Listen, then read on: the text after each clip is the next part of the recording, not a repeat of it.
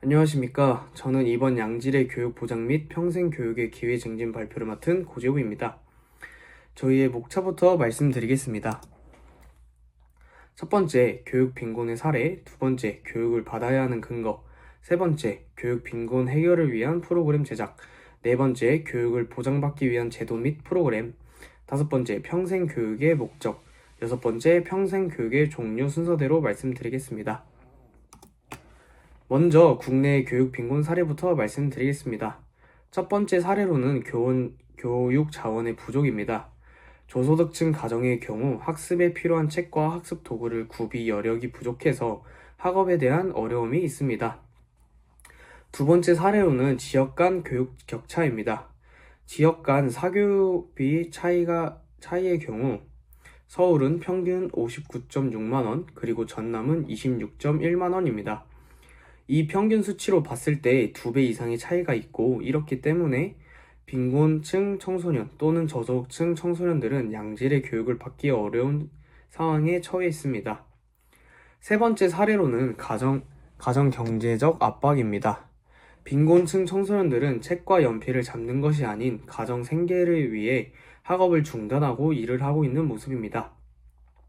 그렇기 때문에 빈곤층 청소년들은 장기적인 미래 직업 선택에 제한적일 수 있습니다. 앞서 보이시는 그래프는 교육을 받고 있는 청소년들의 교육 만족입니다. 양질의 교육을 제공하는 학교에서 학습에 대한 만족도가 매우 만족하는 경우는 고등학교보다 초등학교 비율이 더 많고, 반대로 만족하지 못하는 경우는 초등학교보다 고등학교가 더 높은 것으로 나와 있습니다. 그래프를 보시는 것과 같이 초등학교와 고등학교에 대한 차이가 왜 생기는 것일까요? 바로 앞서 말해드렸던 세 가지 사례가 가장 큰 이유를 차지하고 있기 때문입니다. 다음으로는 해외의 교육 빈곤 사례를 말씀드리겠습니다. 첫 번째 사례는 아프가니스탄입니다. 아프가니스탄은 탈레반 정권 이후 여성과 소녀의 교육을 제한시켰고, 지금 현재는 초등학교 이후 학습은 사실상 금지라고 봐도 될 정도로 교육을 못 듣는 청소년들이 많습니다. 두 번째 사례는 사하라 사막 이남 아프리카 국가들입니다. 이 나라들의 공통점은 교육 시스템에 대한 불안정과 극단적으로 빈곤, 그리고 아이들을 가르치는 교사가 부족하고 인프라 마비 등 정말 다양한 이유 때문에 청소년 친구들이 교육을 못 받고 있는 사례가 있습니다. 세 번째 사례는 남수단입니다. 남수단은 내전을 겪은 나라입니다. 내전으로 발생하는 빈곤의 영향 또한 받았으며, 학교를 다니는 학생 비율이 세계에서 가장 낮고, 특히 여학생의 교육 참여가 극히 제한적입니다. 다음으로는 우간다의 어린이 학습 빈곤에 관련된 사례를 말씀드리겠습니다. 보이신 것과 같이 대부분의 현지 아이들은 열악한 가정 환경의 의료 혜택, 교육 수준에 놓여 있고, 반 선교사는 우간다 아이들에게 가장 필요한 것으로 학교 교육을 꼽았습니다. 한 가정당 보통 4명에서 8명의 아이가 있는데, 학교 진학은 가정당 2명에서 3명, 고등학교 진학은 가정당 1명의 수준이라고 나와 있습니다. 다음으로는 기본 교육을 보장받고 있는 학생의 비율 감소 그래프를 말씀드리겠습니다. 2000년대 이후로 계속해서 전 세계적으로 초등학교를 졸업한 여학생, 남학생은 감소하고 있는 모습을 그래프가 나타내주고 있습니다. 다음으로는 초등학교를 졸업할 때까지 읽기와 이해하는 능력을 갖추지 못한 어린이들의 그래프를 말씀드리겠습니다. 고소득 국가에서는 9%만이 읽기 능력을 충분히 갖추지 못하고 초등학교를 졸업을 하지만, 중상위 소득 국가에서는 읽기 능력을 갖추지 못한 어린이 비율이 29%로 고소득 국가보다 20% 높은 것으로 나타나고 있습니다. 그렇기 때문에 중소득 국가보다 나은 상황이지만 여전히 개선이 필요한 상황입니다. 중소득 국가는 읽기 능력이 부족한 비율은 55% 높은 편에 속하고 있고, 저소득 국가는 90%의 어린이가 초등학교를 졸업해도 읽고 이해하는 기본 능력을 갖추지 못하고 있습니다. 그리고 세계 평균으로 나타냈을 때는 전 세계적으로 48%의 어린이가 읽기 능력을 갖추지 못하고 있음을 보여주고 있습니다. 네, 다음으로는 저희가 관련된 기사를 말씀드리겠습니다. 1948년 교육은 보편적 인권을 선언했고 이 권리는 2015년 유엔이 모두를 위한 양질의 교육에 대한 접근 지속 가능한 개발 목표로 정의하면서 재확인이 되었습니다. 하지만 전 세계 2억 5천만 명의 어린이와 청소년이 여전히 학교를 졸업하지 못하고 있으며 저소득층 및 중산층 국가의 10세 청소년 중 70%는 현재 간단한 텍스트를 이해하지 못하는 문제가 발생하고 있습니다.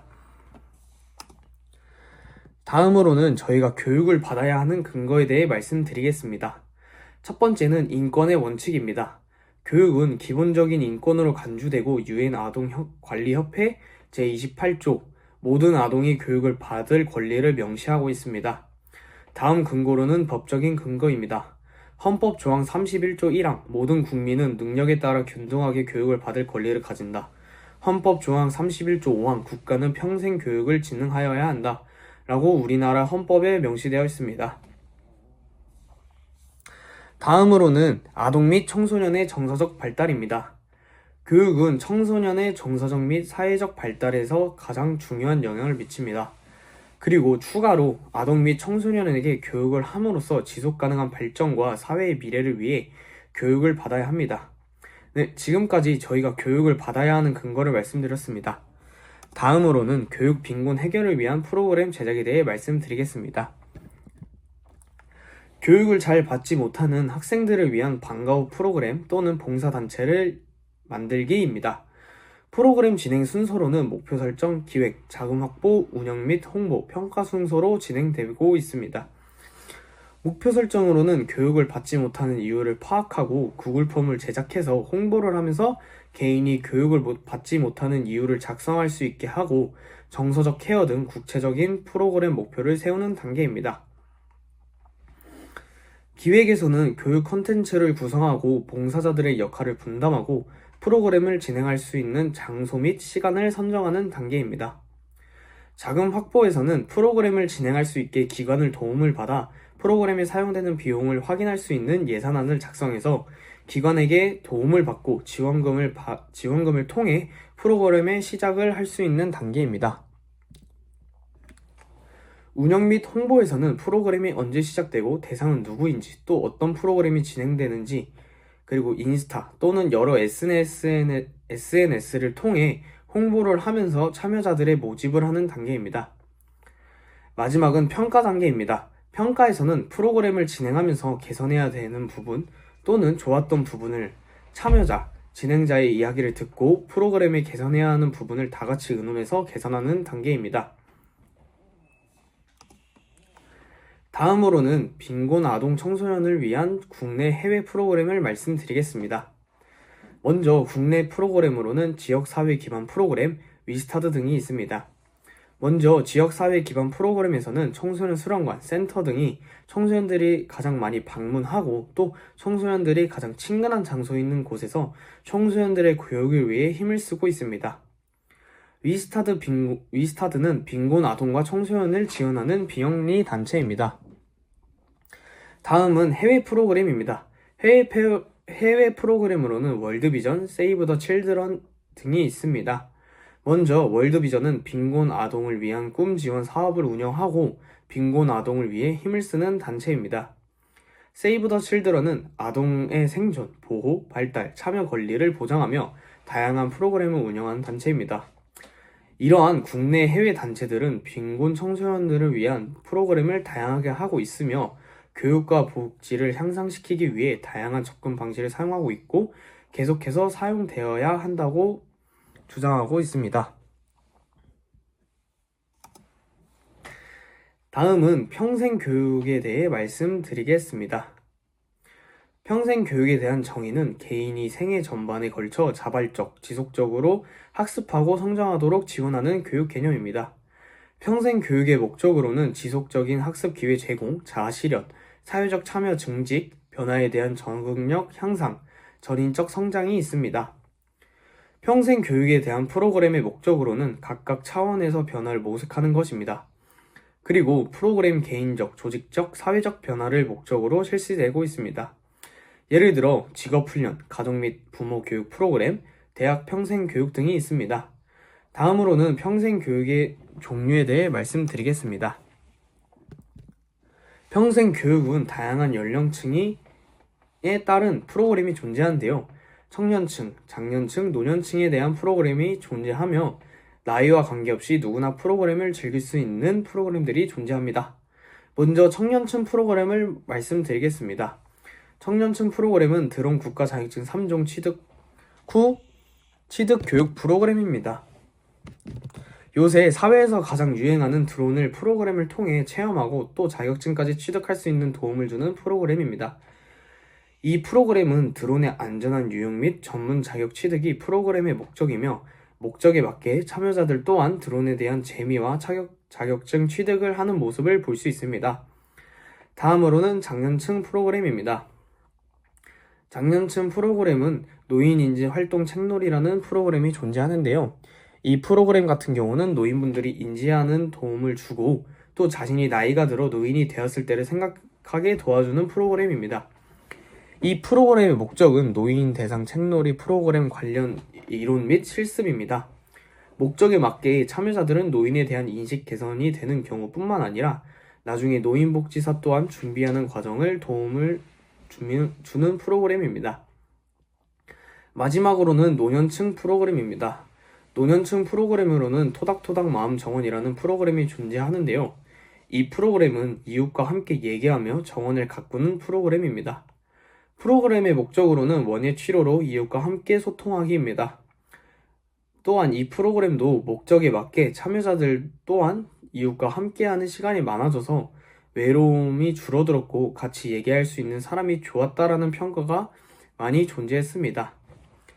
저희가 앞서 얘기 드렸던 청년층, 장년층, 노년층뿐만 아니라 사회적 계층, 청소년층, 청소년 또한 정말 다양한 프로그램이 진행되고 있고 프로그램들이 다수 존재하고 있습니다. 마지막으로 저희 조의 느낀점을 말씀드리고 발표를 마무리하겠습니다. 먼저 안정훈 학우님의 느낀점입니다. 이번 양질의 교육 보장과 평생 교육 진행에 대해 알아보면서 학습 빈곤에 대해 안타까움을 많이 느꼈고 그리고 발표를 준비하면서 꿈두드림이라는 프로그램을 봉사자로 참여해 봤는데 청소년이 진로를 찾아